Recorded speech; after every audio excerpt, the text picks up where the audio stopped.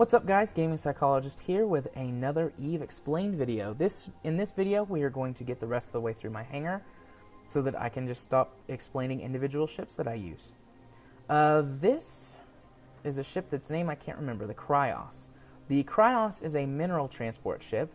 It has got a 60,000 cubic meter cargo hold to put reprocessed minerals in, which is actually a lot. The reprocessed minerals are only 1/100th the volume of the actual ore that they are reprocessed from.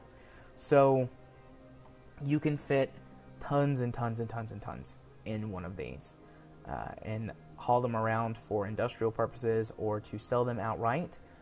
We don't use very many of these in the Corp. Only a couple of us operate them because we do all of our refining and manufacturing in the same station. That will change once Citadels comes out. We will have to be moving our mineral stores around, and as we learn how to use it properly, we will probably do some movement of resources. But for now, these things do not get used very much. Up next is the teeny tiny shuttle. These are the fastest way to get around if you're just moving yourself from station to station. They've got a tiny cargo hold of 10 cubic meters, so you could put skill books or something inside of them that has little to no volume. Otherwise, all you want to use one of these things for is to get around. They have an instant warp and a cruising speed of 5 AU a second, which there are only a couple of ships outside of the shuttle that can move that fast in warp speed, and they do not initiate warp as fast as the shuttle does. They also all travel at around 500 meters per second when not warping, so if you want to hit autopilot, this is probably the best ship to do it in because you will get to the gate really fast.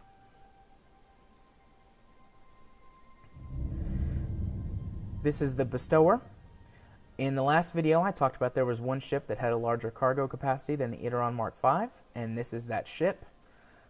I do not have my Amarian ship skills leveled up enough in order to have this thing have more cargo than my Iteron.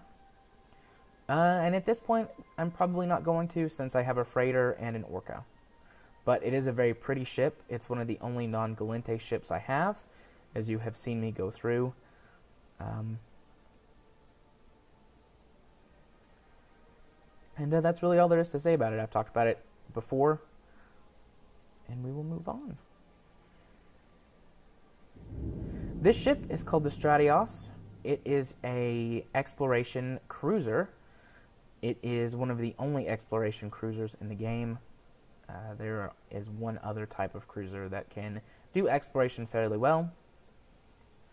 But the StratEOS is a combination of an exploration vessel and a drone boat. It has as large of a drone bay as the Dominix from the last episode. It cannot control a full flight of heavy drones. It can control a partial flight of heavy and medium drones. But it still is extremely powerful in combat. It has the unique bonus of being able to fit a cloaking device for free, as in it doesn't require any CPU capacity or power grid capacity to operate it, which is fancy. You can basically run one of these through a wormhole, go sit somewhere in extremely dangerous space while you're cloaked, scan down some anomalies, see if you can find anything cool, and then go check them out. I also really like the design of this thing. It reminds me of the human vessels from Sword of the Stars, and I think it's sexy with the nice, cool ring. I don't think that this... I think in lore that this is what allows the cloaking device to be ran for free, this little spinning ring with the energy field inside of it, but that's beside the point.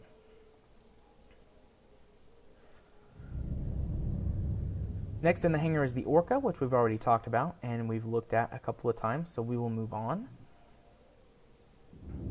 to the Vexor. The Vexor is a Galente cruiser that is designed to operate drones. It can run a full flight of medium drones and a mixed flight of medium and heavy drones if you need to attack a big target. The only problem with the Vexor is that it is very weak in terms of defense capabilities. It's odd for a Galente ship. Typically they have really good armor and hull defenses, but the Vexor suffers from weaker ones. I'm not sure why that is. It has been nerfed a couple of times by the developers of EVE Online. So I think that that was to try and combat the actual effectiveness of it.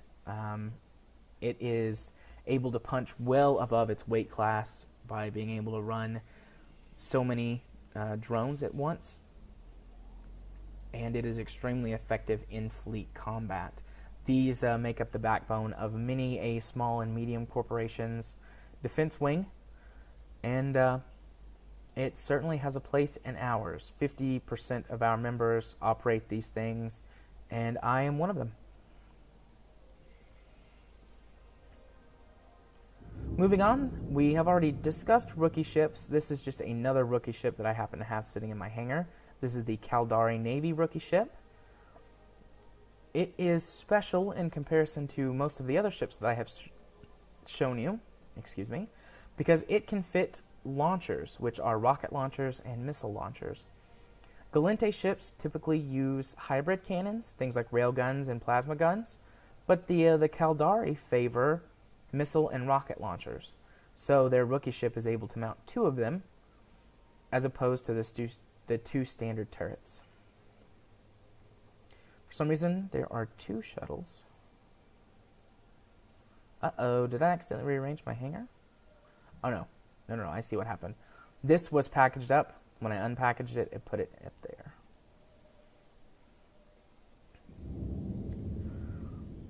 This is the Myrmidon. It is a Gallente battle cruiser. It is a drone boat, which, as you can see, I like drone ships. I like to call it the Stiletto because it reminds me of a high heel. This one is called the Boomerang. I've actually gotten one of these blown up, and whenever a ship gets blown up, I retire its name forever. But it continues to follow the line of Gallente drone boats, being able to punch well above its weight. It can field a full flight of heavy drones, although if you do so, you will pretty much use up your entire drone capacity for the ship.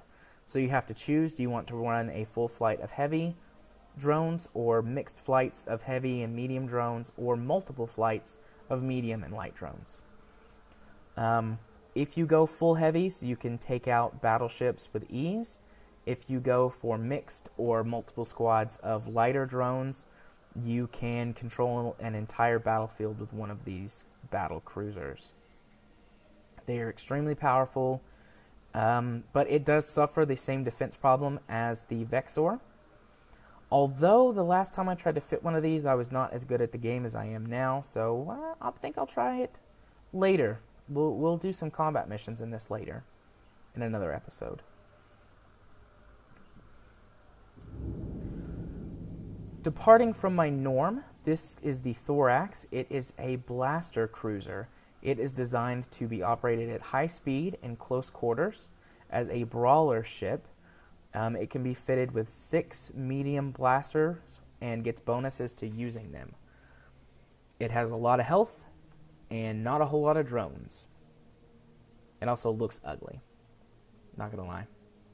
I don't use it very often because it's not my style of combat, but occasionally when I want to get my hands dirty, I'll come grab this and go get scrappy.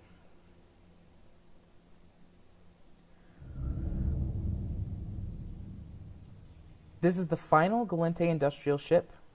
It is the Epithalamus. It has a planetary commodities hold up to 63,000 cubic meters. I will more fully explain planets later, and when that happens, I think I will explain this ship a little bit more. But for now, it's another Tech 1 industrial ship that is specialized around planetary materials. And finally, the last ship I have in my hangar is the Condor. This reminds me of the Klingon bird of prey, and that is why I keep it around. It is a Kaldari frigate that is designed to be used as a scout and as a long-range sniping platform with missiles. It receives bonuses to using missiles and rockets, and it is very powerful with them. For a tiny little frigate, it can punch up to destroyer weight as long as you outfit it properly for speed. It has very low health, very low shields. It is meant to dodge everything that it comes its way, as opposed to surviving in an all-out fight. Of all of the ships that I have, my two favorites are back up here with my Dominix, the Judge Dredd. It's just the epitome of my playstyle. And the Orca. I both like the way that the ship looks, and I love that it is a mining booster capital ship. It fits everything about my playstyle, and it's a stylish yellow and blue. Well, that wraps it up for everything in my hangar. I do apologize if you are sick and tired of hearing me talk about ships, but these will continue to come sporadically in the future as I increase my collection and want to share it with you guys. But next time on Eve Explained, we will talk about something that is different. I'm thinking planets, but don't be surprised if I change my mind. Until next time, bye-bye now.